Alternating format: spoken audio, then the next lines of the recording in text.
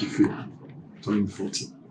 Well, 4 decades of great, a great journey, I'd say, full of ups, downs, challenges, triumphs, tribulations, a time for joy, time for sadness, time for peace, time for anger, anguish, love, care, concern, all mix of emotions really over the years. And I'm just thankful for being able to uh, get to this uh, age because I can tell you for a fact that before turning this age, I can say that the death has taken a toll on me like a few times, and for me overcoming that, it took grace, it took God, it took prayers, and it took a lot of patience really, a lot of lost time, a lot of achievements along the line. It's been God. It's been God. And I just give God the glory. And how did you feel the morning you turned 40? I was going to say when I woke up, but I did I even sleep? 12 a.m. came and calls just kept on running through my phone till 6 a.m. I was on call from fellow loved ones, friends, family, those in Nigeria, those in Canada, in UK, in the US, with the different time zones, everyone was just buzzing with calls back to back till I got some little sleep between 6 and 7:30 a.m. when another call woke me up, and it was a wonderful serenade, trumpets here and there, drums, the airway, well, praise and worship morning, organized by my wife because that's what I actually wanted. That she had known that that's what I wanted, because I wanted a morning full of thanks and praise, and I got it. And went to work normally as a normal day. Came here and got surprised again with battalion of youths loaded two buses. Came to celebrate me as well here, full of men, women. With all the drummers, they sang, danced, to the extent that the drum got broken. You know, I continued with my day, obviously thinking, okay, fine, that was all. Only for me to yet be surprised again later on in the evening uh, by my family, my friends, to a lovely surprise get together, put together with the help of my wife and my family, of course. And it just made me feel good, really, all through the day. And thankful that I had people around me who loved me sincerely and genuinely. Even though, yes, for every person, you would have those people who love you. You have those people who dislike you for nothing. You have those people who hate you for no just reason. Not to now talk of me being a politician, when we have a whole lot to battle with. So there's the hatred part. There's the what the Yorubas call Ilara. There's the spiritual parts that you have to battle with. Those that want to take up your position for one reason or the other, or those that don't want you there. Too many things to deal with. So, having attained that age with this little achievements so far, I just thank God that so far so good. My pilots, my co-pilots who gave birth to me into this world, I I just thank God that they are happy. My late mom is definitely happy where she is. My father is presently very, very happy and elated to be alive to witness this day.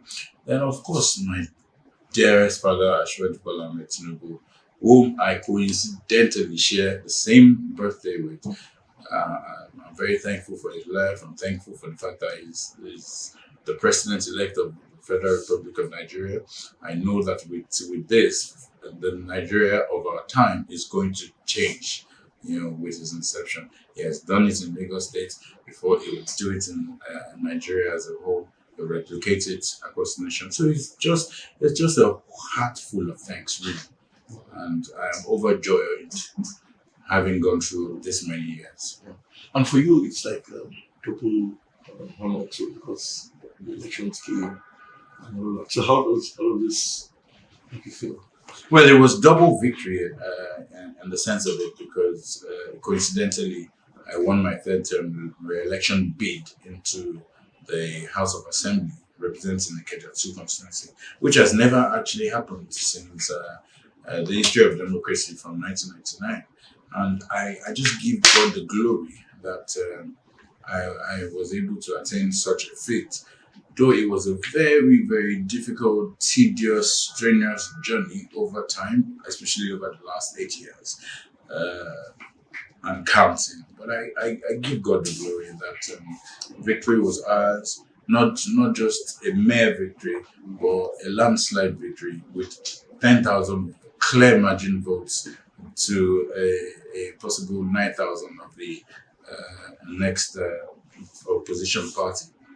And of course, PDP in a distant list of about 1,000 thereabout, and I scored under APC the total votes of over 19,000.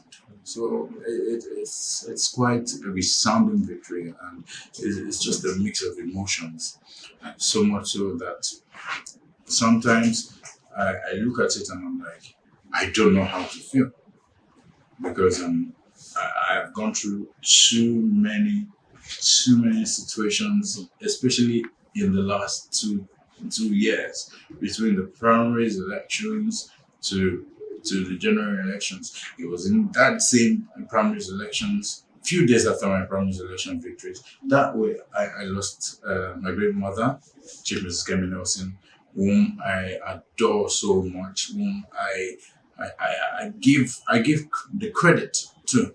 And it's rather unfortunate that she's not here with us to celebrate this victory and reap the good fruits of our labor across the years, because she's been my mother, my advisor, my go-to person, my prayer warrior. Especially on my birthday morning, she would have called me. I myself and our daughter, my sister, we were still making a joke about it on my birthday, that she would have organized a praise and worship breakfast session for me. The prayers would have been more than 1 hour. We would have been at it, She was a mother and she did so much. And I just thank God that generally I have every reason to give thanks for giving me a resounding victory. Okay. At the time you went into politics years back, what was the attraction? And how did it happen? Well, I had always known that I had a thing for politics. Aside the fact that I was born into a political family, with the likes of Alhaja Abibat Magaji, late Alhaja Abibat Magaji being my grandmother, who was an industrious woman, a politician to the core, a market woman by excellence. My mom, an educationist, a resounding politician, even though she tried to hide away from that, atmosphere before she passed on. My father has always been a political person, a former CDA chairman, a political chieftain up till today. Ashwad Bola Tinubu, that we know today, has always been a politician. Chief Lawmaker Ayoko, my uncle as well, has always been in the scheme of things in the political hemisphere.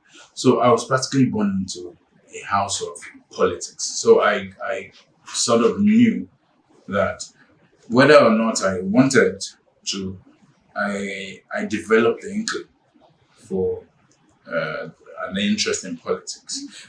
And of course, this endeared me towards building towards it. Even though at first that wasn't what my intentions were for myself. I dreamt so hard of being a fantastic pragmatic lawyer, educationist, and what have you. But my journey in life ended me up in politics. So it just goes to show that sometimes you may dream, but and aspirations may come, but what God has actually designed and destined for you is there for you to meet in front. You know, so He had already designed my future such that I had the template. I didn't recognize it absolutely before being able to now develop it after a matter of years. So politics for me has always been very, very interesting. I was just waiting for the right time to actually delve into it before I went into active politics. I was a political activist. I started off way since 1999 as well as a community youth person, always making sure I do community engagement, community development in my own little way, which I grew up doing time after time till I was able to find a balance. In fact, it took 7 years for me to make that decision because within that 7 years, the community, the people whom I had around me, had always pushed me to aspire for something. But each time they do, I always tell them it's not time yet.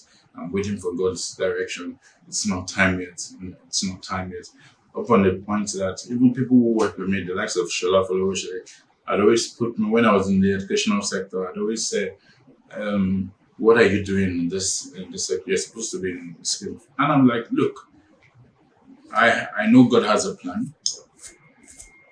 I've always wanted to be in the scheme of things, but I was waiting for the right time. It's not the time. It's not the time. That's the response I was giving him. So it was no surprise when, of course, I came in 2014 and I said, okay, it is time. And the inspiration then was I'm a youth.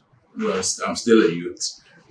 I was a much younger youth, and I decided to put my self forward as an instrument of youth liberation, which I've always believed in: youth emancipation, youth participation, women emancipation, and of course, promoting skill acquisition, the capacity building, development for the likes of our youth, always clamoring for that here and there. So it's something I built over time, and I thank God for where I am today.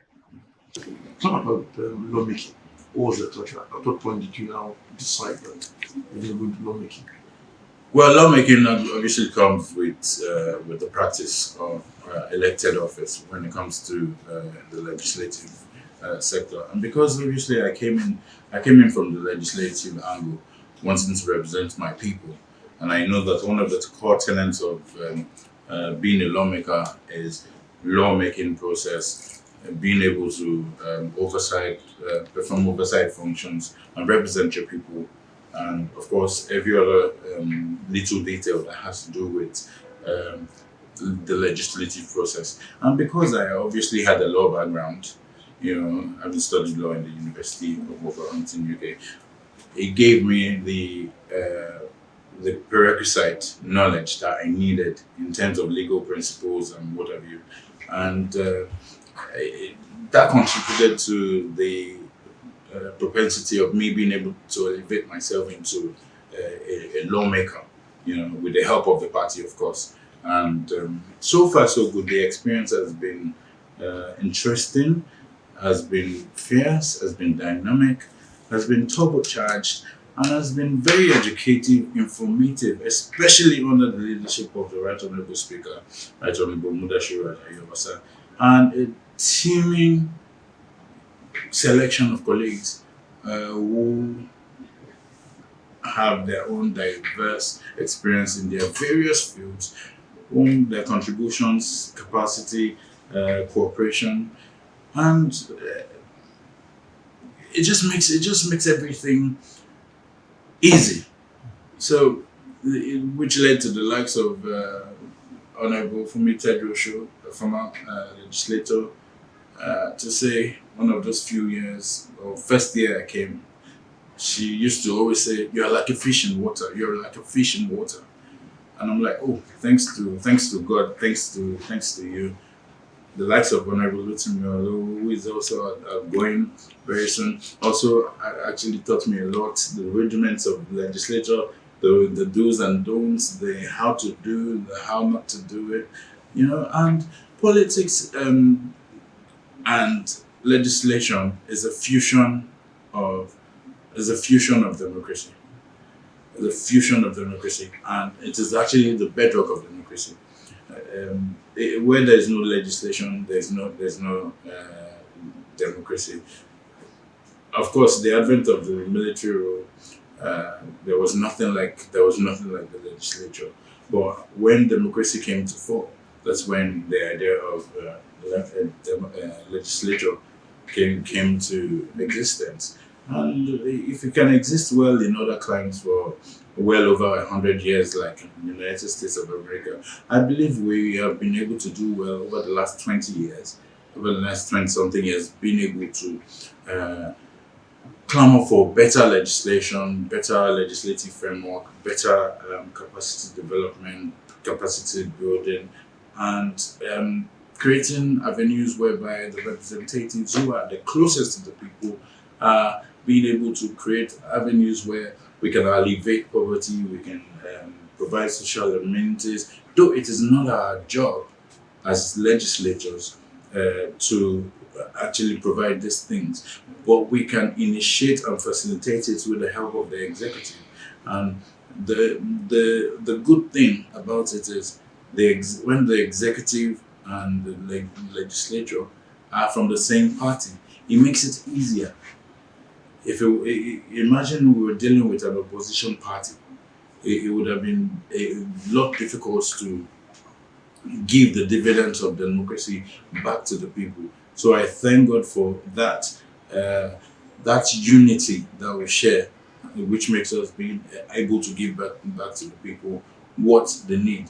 One of the first few things, for example, when I came in, that I made sure that I gave to my people was the Ojodo Bega pedestrian bridge that was the flyover that was constructed under the Ambode administration in 2017.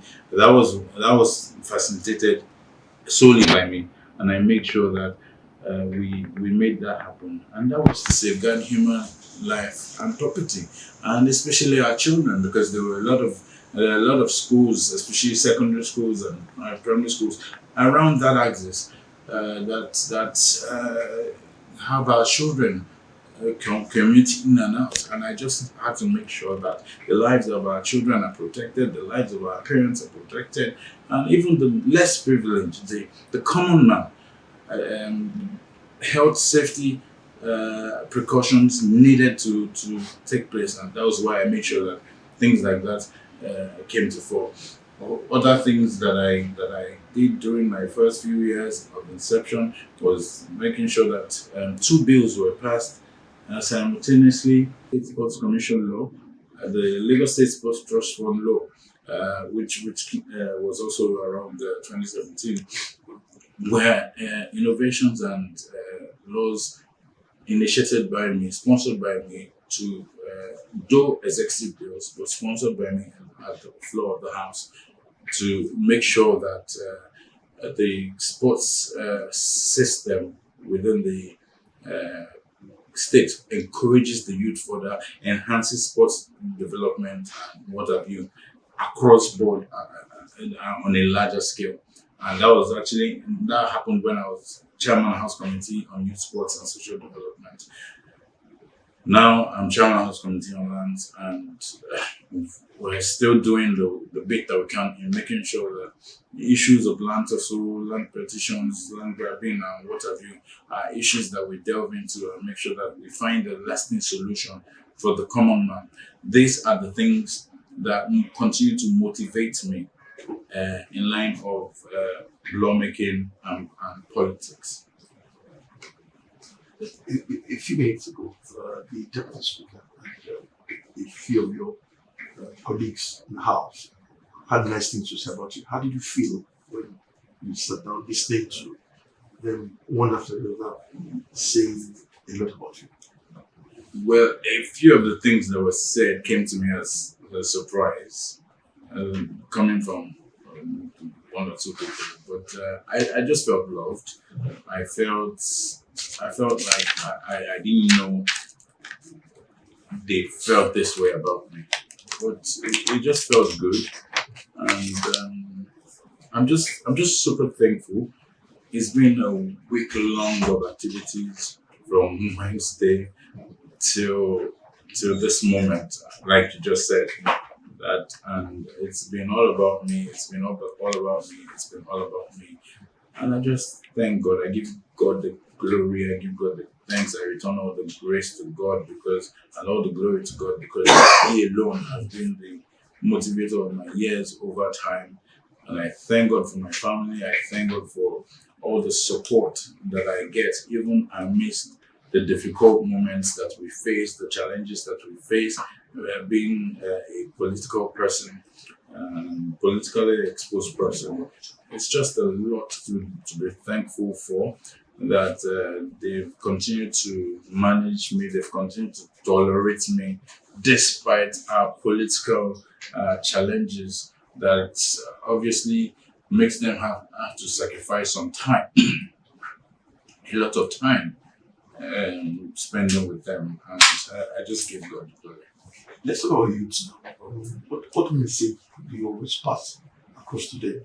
When you meet them, or when you go on speaking engagements and all that, what has been the trust of the message to the youth? If I can do it, you can. It was not an easy journey. It was not an easy journey at all. It was tough. It's been tough. But as long as you have the tenacity, the commitment, the desire, the zeal to move ahead with what you believe in, create innovations, use your mental capacity to improve yourself and people around you, have the ability to learn and unlearn over the years, over time. The sky is just the beginning. So really, if I can do it, every other youth out there can do it. And I always encourage the youths as much as possible to begin to participate actively in politics. Being activate, passing, being able to activate your plans in actively endearing yourself into politics does not exactly make you a politician. It just makes you aware of what is going on within your political circle. It gives you the opportunity to have your own contributions, have your voice heard in the political hemisphere. It just goes a long way to show that if you are part of the decision making, then you can be part of the complaint. But if you are not part of the decision making, why would you want to be a part of the complaint? I feel encouraged in as much as yes, a lot of noise came from the opposition party, from the side of the youth. But I feel very encouraged about the youth, the turnout during the last election. The youths are aware now of what they need to do, how powerful they can be, how the strength of the youth can pull a nation. If you build the youth, you build the nation. These are things that we are quite thankful for, because those are things that I have always clamored for over the years, over time. And like I said before, the initial, the intention when I came in was to be an instrument of youth liberation, and I would always stand by that fact, because I believe that the youths of today are the future of tomorrow, and the future of tomorrow that we've been clamoring for is now, and that's why we've been a part of it.